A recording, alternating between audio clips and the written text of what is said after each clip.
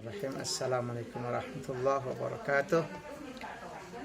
Ketemu dengan saya kembali anak-anak dalam pelajaran ilmu pengetahuan sosial kelas 9. Materi kita sekarang ini tentang Jepang. Ya, Jepang merupakan sebuah negara yang ada di Asia Timur. Ya. Jepang ini kalau dalam sejarah pernah menjajah kita 3,5 tahun namanya. Ya. Negara ini disebut Nippon atau Nihon. Ya. Negeri matahari terbit. Ya. Kalau dilihat dari posisi garis bujur ya, dan garis atau letak astronomis, nanti kalian cari berapa letak astronomisnya. Namun kalau dilihat dari letak geografis, ya, Jepang ini di bagian barat dibatasi oleh Laut Jepang. Di bagian timurnya ya, dibatasi oleh Samudra Pasifik. Bagian utara itu Laut Okhotsk. Bagian selatan itu Samudra Pasifik juga. Ada 4 pulau yang terbesar di Jepang ini. Ya, secara keseluruhan. Hokkaido, Honshu, Shikoku, Kyushu. Nah, kamu cari ya, 4 pulau itu mana yang terbesar, mana yang terkecil. Ya, berapa jumlahnya, kilometernya, luasnya, kilometer persegi berapa, dari pulau terbesarnya berapa, pulau terkecilnya berapa, kalian cari nanti itu. Jepang anak-anak, ya kalau dilihat pada petanya, Bapak tunjukkan ini seperti ini nih. Nih, peta Jepang. Jadi kalian tahu Jepang, ibu kotanya Tokyo, mata uangnya yen. Ya. Dan termasuk salah satu negara maju di Asia Timur. Mempunyai per kapita yang cukup tinggi. Nah, ini berdasarkan memang keuletan, kerja keras dari orang Jepang itu sendiri. Ya, mereka ulet dalam melakukan sesuatu sehingga hampir merata warga-warga mereka ya tidak kenal malas, tidak kenal dengan malas, ya, sehingga membuahkan hasil lah yang apa yang mereka inginkan. Nah, sikap yang demikian ya mestinya patut kita tiru, kerja keras, disiplin, memanfaatkan waktu. Ya. Kalau dilihat keadaan alam Jepang yang dengan pulau 4 besar tadi, ya, dia memiliki kurang lebih 192 gunung api. 192 gunung api.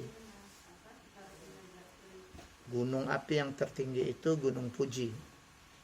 Ya. Jadi negeri ini cukup vulkanis juga. Maka Jepang ini keadaan alamnya suka gempa bumi, ya, ada juga tsunami, karena berdasarkan letak geografis dari Jepang itu sendiri. Ya, dia termasuk jalur pegunungan-pegunungan yang aktif. Ya, terbukti dengan 192 gunung api yang ada di Jepang, yaitu termasuk gunung-gunung api yang aktif. Ya. Nah, anak-anak, mereka ini kalau jenis penduduknya ya sama, rasnya Mongoloid, tapi ada penduduk asli yang disebut Ainu namanya. Ainu. Ya. Dan kalau kita baca informasi tentang Jepang ini, mereka sebenarnya termasuk negara yang sudah maju. Ya, sudah lama bertahun-tahun mereka sudah maju. Ya. Namun mereka hancur dikala terjadi Perang Dunia Kedua, jatuhnya bom atom tahun 1942 di Nagasaki dan Hiroshima, maka dia menyerah tanpa syarat kepada Amerika atau sekutu.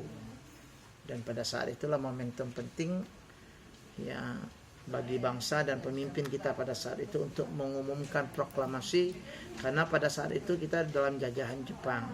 Ya. Maka kesempatan dengan berkat rahmat Allah yang Maha Kuasa, 17 Agustus 1945, maka Bung Karno dan Bung Hatta memproklamirkan kemerdekaan kita, karena Jepang menyerah tanpa syarat di tahun 1945 itu dengan jatuhnya bom atom. Bukan 1942 ya, 1942 dia masuk menjajah kita. 1945 ya bom atom itu jatuh di Nagasaki dan Hiroshima ya. Nah, nanti tugas kalian ya tetap semangat dalam setiap pelajaran ya. Pelajaran tetap kita semangat ya. Apapun pelajaran yang diberikan guru, tetap berpikir positif anak-anak ya, tetap membaca ya, literasi itu ditingkatkan apapun pelajarannya ya, termasuk pelajaran Bapak tentang ilmu pengetahuan sosial ini untuk seluruh kita ya anak-anak ya. Maka tugas ya bagi kamu, nanti kamu cari yang pertama ya, sebutkan atau tuliskan ya 4 faktor penyebab Jepang itu termasuk negara maju ya. Apa yang menyebabkan mereka menjadi negara maju, 4 faktor ya. Yang kedua ya, apa manfaatnya bagi kita ya, bagi kamu mempelajari Jepang ini ya.